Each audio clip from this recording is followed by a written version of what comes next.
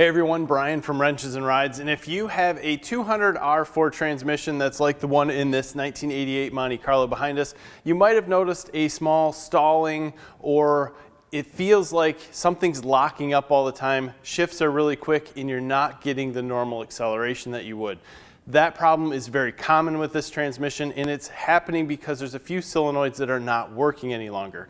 Now we have all the parts here from Summit Racing. We're going to fix that today, and we're going to show you how you can do this in your garage. Very simple, for less than $100. So in front of us are the parts that you're going to need, and we're going to put a link to them in the description and also a link to Wrenches and Rides, the full write-up down there also. This is the guy that's causing the problem. It is a TCC Solenoid. It's basically what tells your torque converter to lock up or not lock up. And there's a few variables with the, once you put the brake on, it's supposed to unlock. But this is the major issue. What we're going to also do is a 4th gear pressure switch. We're going to change that just because we're in there and this is super cheap.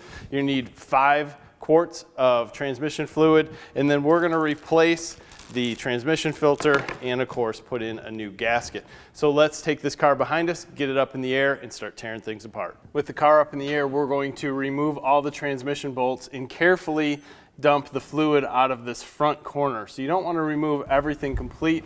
It's going to be a mess. Get a lot of rags out. Once you remove the pan, there's going to be a lot of oil dripping. Let it drip a little bit, make sure you got a lot of rags again. You have your TCC solenoid up front. We're going to leave that for a minute, but we're going to change the 4th gear pressure switch. 26 millimeter 12 point is the easiest to use on that, and it should come out with very little pressure. Pull that guy out and just install the new one.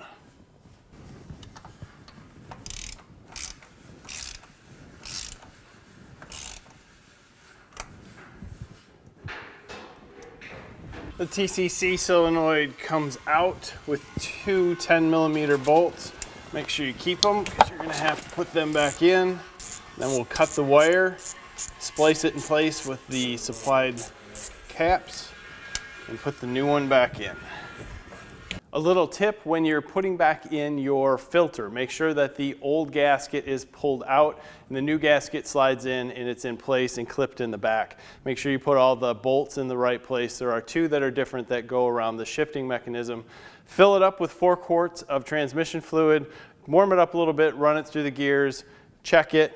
Ours was low, so we added a 5th quart. 5th quart took us exactly to the OK mark.